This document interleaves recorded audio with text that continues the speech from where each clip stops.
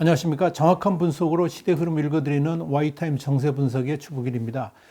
미국 대부분의 여론조사 기관들이 오는 11월 3일 대선에서 민주당 바이든 후보의 승리를 전망하는 가운데 지난 2016년 대선 당시에 트럼프의 승리를 예측했던 조사 기관들이 또다시 이 트럼프 대통령의 당선을 예측하고 나섰습니다. 4년 전 클린턴 압승을 자신했다가 망신당한 미국 선거 예측 기관들이 이번에는 예측 모델까지 수정해 가면서 이번에는 확실하게 맞춘다라고 장담하고 있죠. 그러면서 이제 바이든의 승리를 예측하고 있습니다만은 또다시 2016년에 트럼프 역전 드라마가 재현될 수 있다는 전망들이 잇따라 나오면서 조사 업계들이 전전긍긍하고 있습니다. 미국에서 여론조사와는 별개로 선거 결과를 예측하는 회사들이 있습니다. 대표적인 회사들이 538이라든지 쿡 폴리티컬 리포트 그리고 레리 사바트의 수정구술 같은 것들이 알려져 있는데요. 이 회사들은 2016년 선거 당시 투표 한 달 전부터 힐러리 클린턴의 당선을 예측했죠. 심지어 버지니아 주립대학 소속인 레리 사바트의 수정구술은 당시 선거를 3주 정도 남긴 시점에서 힐러리 클린턴이 더 격차를 벌일 것이다. 그러면서 선거인단 확보해서 힐러리 클린턴이 352명, 트럼프 173명 그러면서 힐러리 클린턴 당선 확정 이렇게 이야기했었습니다. 그런데 결국 어떻게 나왔습니까? 이런 예측과는 정반대로 힐러리 클린턴 232, 트럼프 306명 이렇게 결과가 끝났었죠. 특히 이 기관의 운영자인 카이 코닉은 이번 선거는 바이든이 안정적으로 우위를 지키고 있다 그러면서 그다지 높지 않은 국정 수행 지지도 등이 트럼프의 패배를 예상하는 요소라고 주장을 했습니다. 선거 예측 기관으로 유명한 538도 이 지난 대선 당시 힐러리의 당선 가능성을 85.5%로 예측해가지고 망신을 당했었죠. 그런데 이번 대선도 민주당 바이든 당선 가능성 확률을 86%, 10월 23일 현재가 그렇습니다. 이렇게 보고 있습니다. 이 바이든의 당선 가능성 9월 이후에 더 격차가 커지고 있다. 한때는 70, 한 6, 7%까지 있다가 지금 그 정도 올라왔으니까 많이 폭을 벌렸다라고 예측을 하고 있는 겁니다. 그러니까 일단 주요 여론조사 기관들의 전국 여론조사 결과로는 분명히 바이든 후보가 트럼프 대통령을 앞서고 있는 건 맞습니다. 24일 미국 시간인데요. 정치 분석 매체인 리얼 클리어 폴리틱스가 발표한 자료를 보니까요. 10월 10일부터 23일까지 여론조사 평균을 보니까 바이든 50.8이고 트럼프 42.7입니다. 그러니까 바이든이 한 8.1%포인트 정도 앞서 있습니다. 여기서 여론조사 평균한 게 뭐냐면 미국 전역에서 발표된 여론조사 기관들의 수치를 모두 합쳐가지고 중간점을 냈다 하는 이런 의미입니다. 리얼 클리어 폴리틱스는 이런 이 여론조사 기관들의 평균치가 지난 21일에는 7.5%포인트 차이가 났는데 이제 더 격차가 벌어졌다. 그래서 바이든의 승리가 거의 확실시된다라고 이야기했습니다. 그런데 일부 여론조사 기관들을 보니까 이런 경향과는 상당히 다르게 격차가 줄어드는 추세를 보이기도 합니다. 대표적인 기관이 이 보수 성향을 나타낸다고 일컫는 라스무센 조사입니다. 이 기관은 지난 20일 바이든 대 트럼프 지지율이 49대 46으로 불과 3%포인트 차이로 줄어들었다고 발표했습니다. 지금 표에 보이시죠? 이 라스무센의 경우에는 지난 6일 조사 결과에서는 52대 41로 무려 12%포인트 차이가 났었습니다. 그런데 13일 조사 결과는 50대 45로 5%포인트 차이로 줄어들었고 이번 조사에서 3%포인트로 확연하게 줄어들었다는 거죠. 의회 전문 매체인데요. 더 힐하고 해리스엑스가 15일 조사를 한 결과를 보니까요. 46대 42로 4%포인트 차이로 현격하게 줄어들었다고 발표했습니다. 이들 조사의 경우에는 이틀 전 13일까지 조사한 결과에서는 47대 42로 무려 7%포인트 차이가 났었는데 확 줄어든 거죠. 한편 지난 4년 전 대선에서 경합주였던 펜실베니아, 플로리다, 미시간 등에서 트럼프 후보의 승리를 예견하면서 트럼프 대통령의 당선을 정확하게 예측했던 기관이 있습니다. 바로 여론조사 업체 트라팔가 그룹인데요. 이 트라팔가 그룹의 로버트 칼리 수석조사관이 지난 20일, 미국 시간으로 20일인데 박스뉴스하고 인터뷰에서 이런 말을 했습니다. 각 주의 선거인단 총수가 538명 가운데 이 트럼프 대통령이 선거인단을 최소 270명 확보해서 당선이 예상된다라고 그랬습니다. 이와 함께 트럼프 대통령의 선거인단 확보는 숨겨진 지지층의 규모에 따라 더 늘어날 수도 있다라고 예측을 했습니다. 이 로버트 칼리 수석조사관은 여론조사 대부분이 숨겨진 트럼프, 그러니까 샤이 트럼프 표를 놓치고 있다 이렇게 분석을 했습니다. 그러면서 보수 진영이나 트럼프 지지자들 사이 자기 의견을 기꺼이 공유하지 않겠다는 분명한 분위기가 있다라고 분석을 했습니다. 이 칼리 수석조사관은 이번 대선에서도 플로리다, 미시간, 노스캐롤라이나, 조지아 등 이런 주요 지역에서 트럼프 대통령이 승리를 하면서 선거인단을 독식할 것이다 이렇게 예측을 했습니다. 이들 지역은 현재 트럼프 대통령이 약간 앞서거나 바이든 일부 앞서기도 합니다만은 전세는 이미 트럼프 대통령이 기울었다는 것이 이 트라팔가 그룹 칼리 수석조사관의 판단입니다. 이 6개 경합주, 미국 대선에서 굉장히 중요한 지역입니다. 이 6개 경합주의 선거인단은 101명입니다. 그래서 미국 대선 승리에 필요한 최소 가반인 매직 넘버 270명을 확보하는데 결정적인 역할을 합니다. 이 6개 경합주가 펜실베이니아 선거인단이 20명이고요. 미시간 16명, 그 위스콘신 10명 이렇게 구성된 동부의 러스트벨트하고요. 플로리다 29명, 노스캐롤라이나 15명, 애리조나 11명 이렇게 일컫습니다. 하나씩 볼까요? 경합주 첫 번째 펜실베니아입니다. 최대 격전지 중에 하나인데요. 이 펜실베니아주는 바이든 47.4, 트럼프 45.1로 바이든 2.3%포인트 앞서 있습니다. 이건 엄청나게 줄어든 격차입니다. 이 트럼프는 그나마 또 지속적 상승세에 있습니다. 그래서 추월은 시간 문제다라고 보고 있습니다. 두 번째는 미시간주입니다. 이 미시간주는 트럼프 46.5, 바이든 45.9%로 트럼프가 0.6%포인트 앞서 있습니다. 이 역시 최근 들어 트럼프가 뒤집은 지역입니다. 세 번째 경합 지역은 위스콘신입니다. 이 위스콘신은 바이든 47.6, 트럼프 46.3으로 1.3%포인트 차이로 근접하고 있습니다. 이 지역 역시 트럼프가 맹추격하는 지역입니다. 뒤집는 것은 시간 문제라고 판단하고 있습니다.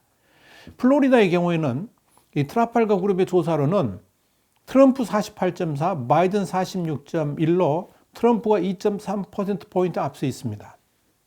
라스무센도 25일 현지 시간인데요. 트위터를 통해서 여론조사 결과를 발표를 했습니다. 플로리다 지역에서 트럼프가 49%, 바이든 46%로 완전히 트럼프 우세 지역으로 변했다는 결과를 올렸습니다. 특히 이 플로리다가 중요한 의미를 갖는 것은 선거인단 수가 29명으로 많기도 합니다만은 2000년 이후에 4번의 선거에서 공화당과 민주당이 승부를 서로 주고받은 최대의 격전지이기도 하기 때문에 그렇습니다. 그래서 플로리다에서 이기면 대선에서 이긴다 이런 말까지 나옵니다. 2012년 대선에서는 민주당이 오바마에게 표를 몰아줬고요.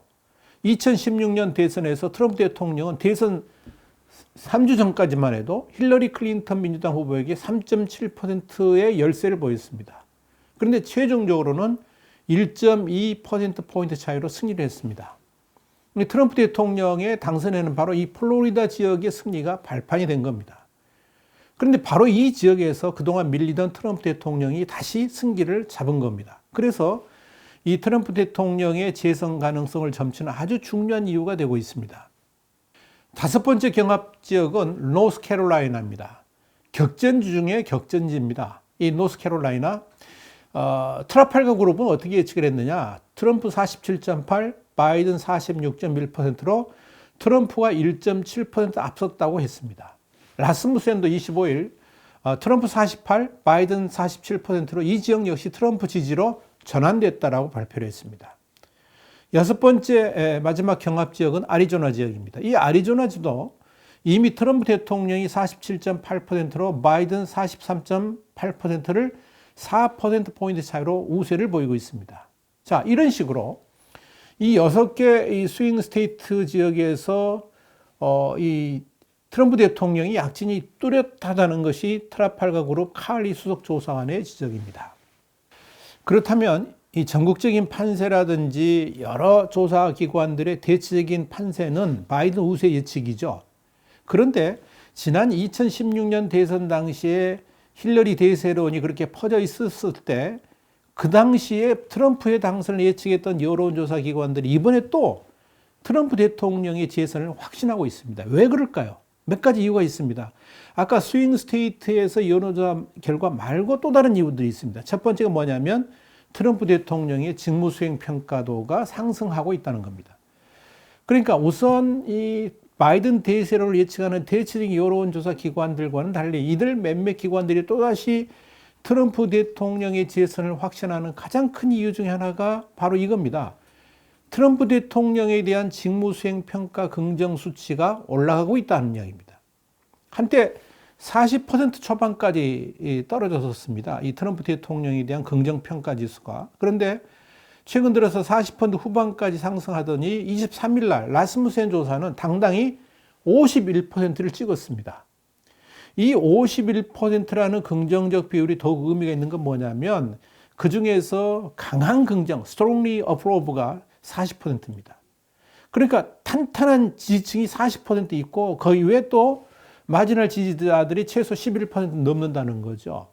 자, 이렇게 전체 유권자의 절반 이상이 트럼프 대통령의 직무 수행에 대해서 긍정적 평가를 보인다는 것은 이번 대선에서 재선 가능성을 보여주는 확실한 수치다. 이렇게 말씀드릴 수 있습니다. 특히 앞서서 말씀드렸던 레버 사바토의 수정구술 운영자인 카일 콘득이 트럼프 대선의 실패 요인 중에 하나가 뭐였습니까? 그다지 높지 않은 국정수행 지지도였거든요. 근데 그 과정이 다 틀어졌습니다. 실제 전혀 그렇지 않다는 거죠. 그래서 이번에 또 예측이 잘못될 가능성이 높아졌다. 이렇게 말씀드릴 수 있을 겁니다. 두 번째 이유는 흑인 지지층의 급상승입니다. 라스무센은 지난 23일 트위터를 통해서 아주 의미 있는 수치를 제시했습니다. 19일부터 23일까지 트럼프 대통령에 대한 흑인들의 직무수행 긍정평가 비율이 급상승하고 있다는 겁니다. 월요일은 19일 25%였는데요. 화요일날 20일에는 24% 있다가 21일 수요일부터 급상승합니다. 31%. 목요일은 22일에는 37%. 그리고 23일 금요일에는 무려 46%까지 치솟았다는 겁니다. 자, 이런 수치가 의미하는 바는 과연 뭘까요? 이와 관련해 가지고 인종차별 반대 시위로 몸살을 앓고 있는 미국 미네소타주의 미니애폴리스 주민들이 19일 이 미니애폴리스 시를 상대로 해가지고 소송을 제기했다는 소식이 들려왔습니다. 이건 아주 여러 가지 포인트를 선거 전에 던져주고 있습니다. 뭐냐면 이 인종차별 폭동으로 경찰 해체 움직임까지 나타나고 있지 않습니까? 이로 인해서 가장 피해를 보는 사람들이 누구냐? 오히려 흑인들이라는 겁니다. 그래서 인종폭동을 강력하게 제지하지 않는 민주당 주지사 지역에서 흑인들의 불안과 불만들이 터져나오고 있다는 이야기를 주목해 볼 필요가 있습니다. 윌리엄 바 법무장관도 이런 움직임에 대해서 흑인의 생명은 소중하다 하는 이 블랙 라이브스 매터, 이 BLM의 운동이 경찰 해체 운동으로 이어지고 있고요. 이것들이 지역사회를 파괴할 것이다라고 경고를 했었습니다. 이걸 우리가 주목을 좀 해봐야 됩니다. 세 번째 이유는 열혈 트럼프와 잠수 바이든의 차이입니다. 이미 우리 신문에서 미국 대선 분석을 몇 번 해드렸었죠. 그러면서 그때 트럼프 대통령은 그야말로 선거 유세다운 대형 이벤트를 한다. 이렇게 말씀드렸습니다. 하루에도 요즘에 보니까 4곳에 5곳 이상의 격전지를 비행기를 타고 이동을 합니다. 그런데 바이든의 유세 현장은 아예 코로나19 시대에 걸맞는 언택트 유세입니다. 최근 들어서는 그나마도 하지 않고 TV를 통해서 얼굴 비추는 것으로 선거운동을 대체하고 있습니다. 19일 하루만 보더라도요. 트럼프 대통령은 낮 12시 40분 미국 동부 시간인데 미국 네바다주의 라스베가스 맥커린 국제공항을 출발해가지고 1시간 정도 떨어진 애리조나주의 피닉스 국제공항으로 갔습니다. 여기서 작은 비행기를 갈아타고 애리조나주 북쪽에 있는 소도시 프레스코스로 가가지고 거기 공항에 만들어진 유세장에서 70분간 유세를 했습니다. 그리고 트럼프 대통령은 오후 5시에 다시 피닉스 공항으로 돌아와가지고 전용기를 갈아타고 애리조나 남부의 투손 공항에 도착했습니다. 그곳에서 또 54분간 유세를 마친 다음에 워싱턴으로 돌아갔습니다. 백악관에 도착한 시간이 밤 11시 15분입니다. 여러분 74살입니다. 그 나이가 믿기지 않을 정도로 트럼프 대통령은 강행군을 한 겁니다. 이날 비행기로 움직인 거리만 무려 4,000km입니다. 시간을 아끼기 위해서 여러 공항을 돌면서 유서도 공항 주변에서 한 겁니다. 반면 바이든 후보는 그럼 어떻게 하루를 보냈을까요? 바이든은 활발하게 움직이는 트럼프 대통령과는 달리 종일 델라웨어주에 있는 웰밍턴에 자택이 있는데요. 그 집에 머물러 있었습니다. MBC 방송의 대담 프로그램 60분을 녹화하기 위해서 잠시 외출한 것이 전부였습니다. 바이든 후보가 유세 막바지인데도 집에서 하루를 보낸 이유가 뭐냐? 22일 테네시주 내슈빌에서 열리는 마지막 대선 토론 준비를 하기 위해 이번 주 일정을 다 비운 겁니다. 바이든 후보가 집에 있는 동안에 카멜라 해리스 부통령 후보가 이날 플로리다주 올랜도에서 드라이브인 유세를 했는데 그곳에는 차량 한 90여 대가 행사장을 찾았을 뿐입니다. 그런데 이 트럼프 대통령의 이런 유세 방식은 여론조사에서 확연하게 긍정적 결과로 나타나고 있습니다. 특히 코로나19를 이겨낸 대통령으로서의 강인함과 노장에도 불구하고 그렇게 열심히 유세를 다니는 트럼프 대통령에 대해서 긍정적 이미지가 더 씌워지면서 지지율 상승 효과에다가 공화당 결집까지 이루어지고 있는 겁니다. 자, 네 번째 이유는 연이어 터지는 바이든 스캔들입니다. 지난 22일 트럼프와 바이든의 TV 토론에서 트럼프 대통령은 바이든 가족이 중국과 우크라이나의 그런 기업과 거래해가지고 이득을 취했다. 이런 내용이 담긴 이메일에 대한 해명을 바이든에게 요구를 했죠. 근데 바이든은 엉뚱한 이야기로 여기에 대한 명확한 답변을 회피를 했습니다. 트럼프 대통령이 여기에 더해서 바이든의 러시아 유착설도 제기를 했습니다. 헌터가 전직 모스크바 시장하고 결혼한 러시아 거부로부터 350만 달러를 송금받은 일을 거론했죠. 그러면서 그러니까 조 바이든 후보가 350만 달러를 받았다. 그 돈은 푸틴에게서 나온 것이다. 푸틴이 전직 모스크바 시장과 아주 친했기 때문이다. 이러면서 공격을 했습니다. 특히 이날 토론회장에는 뉴욕 포스트가 폭로한 헌트의 이메일 이름이 언급된 사람이 있죠. 토니 버블란스키입니다. 이 사람이 관중석에서 목격돼 가지고 화제 인물이 됐는데요. 이 버블란스키는 이런 말을 했습니다. 내 휴대전화 세대를 미 연방수사, 그러니까 FBI에 넘길 계획이다 그랬습니다. 그러면서 바이든의 러시아 커넥션 아마 더 확대되지 않겠나 이렇게 봅니다. 이런 바이든의 스캔들에 대해서 트럼프 대통령은 법무부에다가 중대한 부패라 그러면서 오는 11월 대선 전 정보 공개를 하라 이렇게 촉구를 했습니다. 바로 이 스캔들이 선거 막판에 대선판을 흔들고 있다는 분석입니다. 자, 트럼프 대통령에게 코로나19라는 복병이 찾아들었지만 오히려 그 위기가 기회로 반전되고 있습니다. 코로나19를 극복하고도 하루에 5곳 이상씩 비행기를 타고 장거리 유세를 하는 트럼프 대통령의 모습에서 다시 미국이 활기를 찾는 모습을 보인다는 겁니다. 특히 흑인 저류의 트럼프 진영으로의 도도한 이동은 괄목할 만한 것으로 보여집니다. 또 미국의 젊은이들이 그동안 신선하게 느꼈던 민주당이 오히려 노시한 이미지와 함께 부패 스냅샷이 점철되면서 역동적인 트럼프 대통령에게로 움직이고 있다는 흐름도 주목할 만합니다. 더불어 불법 이민 단속, 일자리 창출, 제조 부흥 이걸 외치는 트럼프 대통령에게 젊은이들이 흥미를 갖는 것도 중요한 포인트입니다. 지금은 미국이 위기 상황이죠. 코로나19로 인한 것도 있고요. 미중 간의 충돌이라는 국가적 아젠다도 또한 위기의식을 부추기는 요인이 되고 있습니다. 이런 상황에서는 미국인들은 과거 카우보이 정신을 그리워하면서 터프한 지도자를 원한다는 평가도 나옵니다.